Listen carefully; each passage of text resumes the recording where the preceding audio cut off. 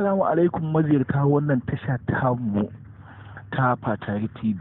Tashar da ke kawo muku labarai masu ilmantarwa da kuma nishadantarwa haɗi da wa'azantarwa.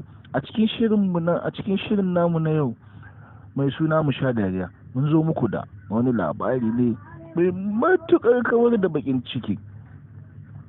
Labarin ɗan Fulani a ƙasar Saudiya. Wannan shi ne labarin. Kafin mu shiga cikin shirin namu gadan ku danna subscribe sannan ku danna ƙararrawa domin samun sababbin shirye-shiryenmu da zarar mun ɗora. To ga yadda labarin ya kasance. Labarin wani ɗan Fulani a ƙasar Saudiya. Ɗan Fulani ya je aikin haji a Makka, sun yi kwana 6 a Saudiya. Da ranar Juma'a ta zo, sai ɗan Fulani ya shiga cikin masallaci saboda yin sallar Juma'a.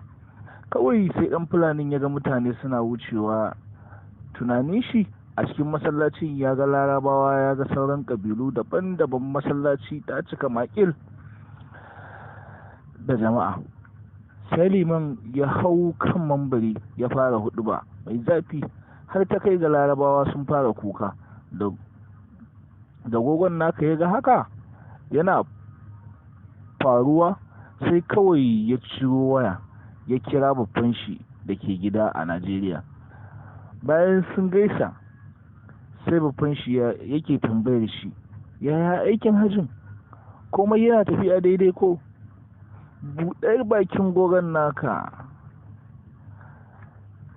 ke da wuya, sai ya ce bari kawai baffa, taro ya yi taro, yanzu haka an fara hisabi, ga 'yan wuta a gabana sai kuka suke yi.